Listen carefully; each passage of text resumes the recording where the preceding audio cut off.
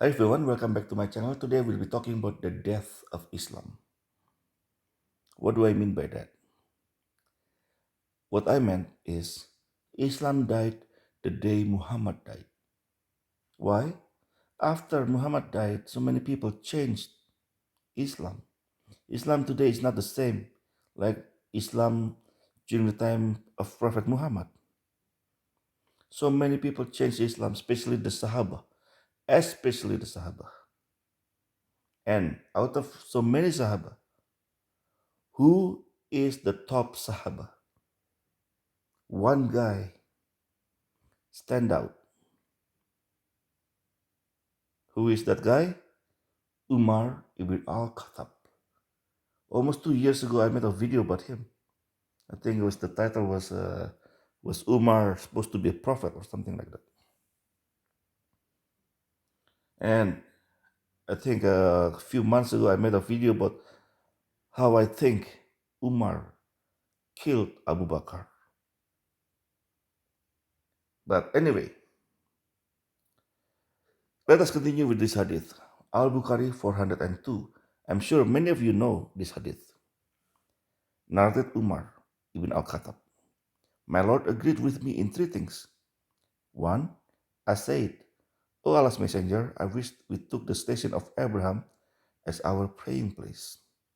So came the divine inspiration. And take you, the station of Abraham as a place of prayer. This Surah Al-Baqarah, verse 125. There you go. Remember, we made the house a place of assembly for men and a place of safety.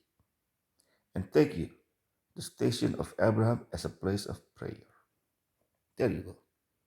The verse came down. Number two, and as regards the verse of the veiling of the women, I said, O Allah's Messenger, I wish you ordered your wives to cover themselves from the men, because good and bad men talk to them. So the verse of the veiling of the women was revealed. This one is Surah Nur, verse 31. Okay, there you go.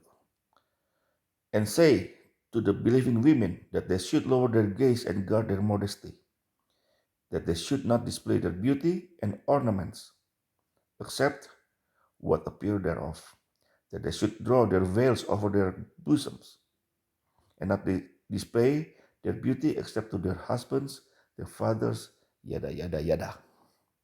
There you go. Surah Nur, verse 31. Now, continue. Number three. This is number three. Once the wives of the Prophet made a united front against the Prophet. And I said to them, it may be if he, the Prophet, divorced you all, that his Lord, Allah, will give him instead of you wives better than you. So this verse was revealed. This Surah At-Tahrim, verse 5. There you go. Okay, this was verse 1. There you go. Sorry about that.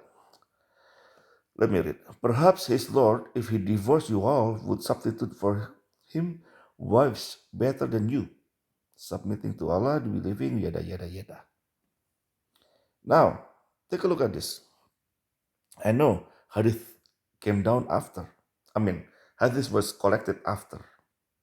But if you take a look what Umar said and what the verse said, it's almost word by the word the same. Especially Surah Tahrim, verse 5. It may be if he divorced you all, Allah will give him instead of you wives better than you. Look at this. Perhaps his Lord, if he divorced you all, would substitute. Even if you go with Yusuf Ali, it may be if he divorced you all, that Allah will give him in exchange conscience better than you. It's almost the same word by word. I understand if it is Muhammad, but this Umar ibn al-Khattab, Sahaba, imagine that. How come Allah agreed with him and then follow or stand verses almost the same word by word. So this verse is according to Umar. Anyway, let me take you to the next hadith. This hadith is when Muhammad died, how Umar actually proposed and supported Abu Bakr to be the first caliph. As you can see, I will just skip the reading. I will skip to the almost the end here. So Umar took Abu Bakr's hand and gave the pledge of allegiance, and the people too gave the pledge of allegiance to Abu Bakr. There you go. He put Abu Bakr in power because he know Abu Bakr is old. Abu Bakr is old. Umar has actually more power than him. But Umar playing from the background. So he put Abu Bakr there first just to see how Muslims will receive a new caliph or of the first caliph after the death of Muhammad. He just wanted to see. Now he can see. That's why Abu Bakr was not sick.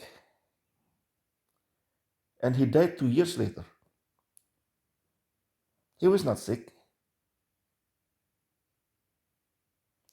I do believe Umar poisoned him. Anyway, the next hadith. This is how Umar has changed a lot of things in Islam. This one is hadith number, Al-Bukhari, hadith number 7191. Narrated Zaid ibn Thabit. Abu Bakr sent for me, owing the large number of casualties in the battle of Al-Yamamah.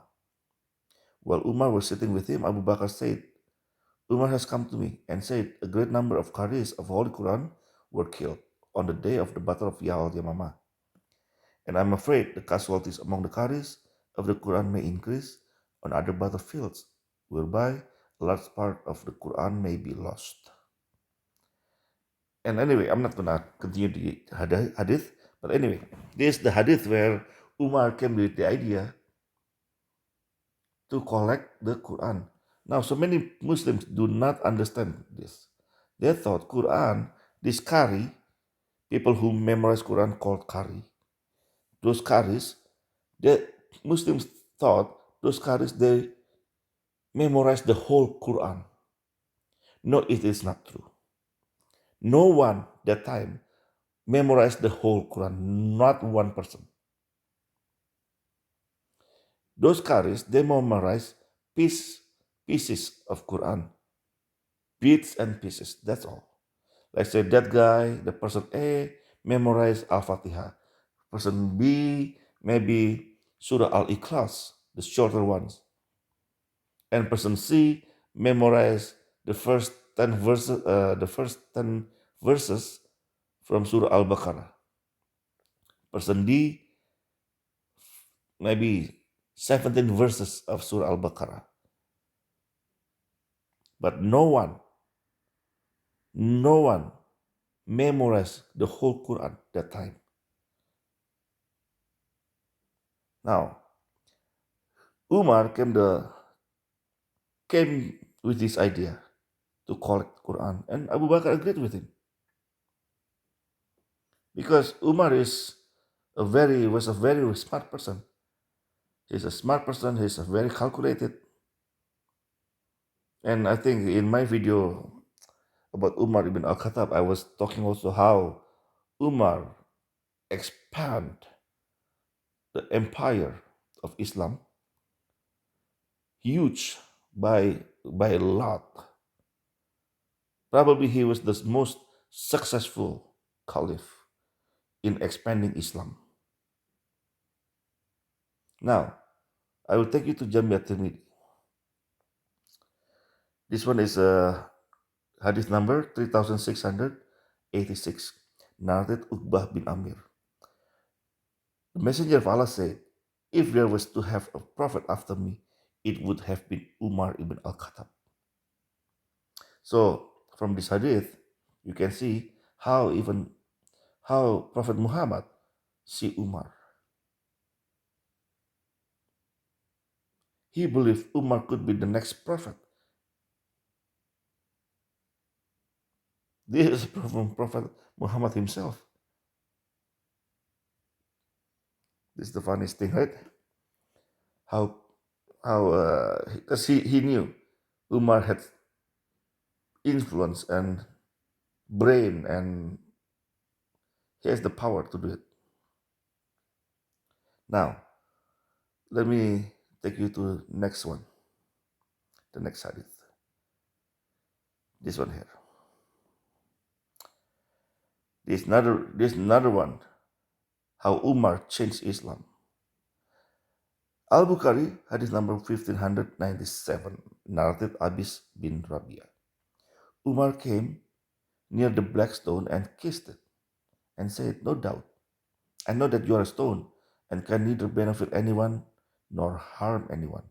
Had I not seen Allah's messenger kissing you, I would not have kissed you." So he said he kissed the black stone because Muhammad kissed the black stone. But I think I mentioned this long time ago too. I see the problem with this. The problem is it is only Umar who saw Muhammad kissing black stone. If you follow my channel, maybe you watch when I was talking about how many times Prophet Muhammad went for Hajj. There's so many sources with all different numbers. 1, 12, all kind of numbers. But no matter which one, Prophet Muhammad conquered Mecca after from Medina. He came with 10,000 soldiers surrounding Mecca, and people in Mecca just gave up.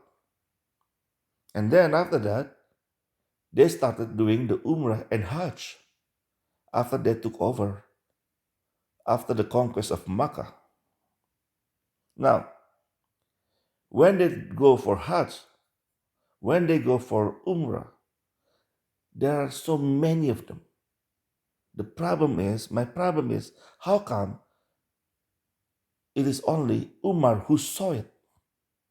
It is never narrated by somebody else. Let me show you. Sahih Muslim, hadith number 1270b. Ibn Umar reported that Umar kissed the black stone and said, "I am kissing you, whereas I know that you are a stone, but I saw Allah's messenger kissing you." Next one. Jami at-Tirmidhi, hadith number 860. Abbas bin Rabiah said, "As I saw Umar ibn al-Khattab kissing the black stone and saying, 'I'm kissing you while I know you're just a stone. And if I had not seen the messenger of Allah kissing you, I would not kiss you.'" Sunan An-Nasai, hadith number 2937. It was narrated by Abbas bin Rabiah. "I saw Umar coming to the stone saying, 'I know that you're a stone. Had I not,' yada yada yada." Same. Look at this. This one is narrated. It is one from Musnad Ahmad. It is the same thing. It is Abbas bin Rabiah narrating that Umar kissed the black stone. Another one, Abbas bin Rabiah again narrating Umar kissed the black stone. This one, Bukhari 1597. Umar came to the black stone and kissed it. Narrated by the same person. And this one is narrated by a different person. But however, look at the narration. "I saw Umar ibn al-Khattab kissing the black stone, and then said, 'Had I not seen,' yada yada yada." Now you know what I mean. You know what I mean. How come it's only Umar saying that I saw the messenger of Allah kissing the black stone? Nobody else have seen messenger of Allah kissing the black stone except Umar. Why? Because I do believe Umar was one of the stone worshippers. So now with the death of Muhammad, he's turning back the people to the black stone. He's changing Islam little by little. You see how many things he did. The three verses in Quran and the nomination of Abu Bakar and the collecting of Quran and the kissing of black stone and so many things he did. And even Muhammad himself confirmed that Umar has something in him. See, if there was to have a prophet after me, it would have been Umar ibn al-Khattab. Now, he is one of those people who worship that black stone. You know who's the other one? This who was another one. There's another person. I will take you to this hadith. Buluk al-Maram, hadith number 747. Ibn Abbas, sorry, Ibn Abbas narrated that he used to kiss the black stone and prostrate himself on it. Which Ibn Abbas is this? This is the cousin of Muhammad. This is the cousin of Muhammad. So that's why there are so many Sahaba. I mean, all the Sahabas, they were stone worshippers and this and that. They worship this Allah. They worship black stone, white stone, red stone, any goddess and gods in Arabia. Now, with the death of Muhammad, everything was consolidated, became one united one pagan under Allah. That's what it is. Islam changed start from the day Muhammad died. After that, everything is so different. You know what they call Sunni? They call themselves Sunni. Today, if they call themselves Sunni, it means they're the follower of Muawiyah. If you don't know who Muawiyah is, then you should Google it. If you're a Muslim and you don't know who Muawiyah is, you should Google it. Muawiyah is the caliph, right? Now, with this, I hope you understand how Islam came to be, how Islam changed slowly, gradually. And this only the first step, or the second step. This only the beginning. And after that, so many things change after that. But next time, I will make a video about it. But for tonight, that's all from me. Thank you for watching and listening. Whether you're a worshiper of stone or worshiper of Jesus, God bless you all. Have a nice life.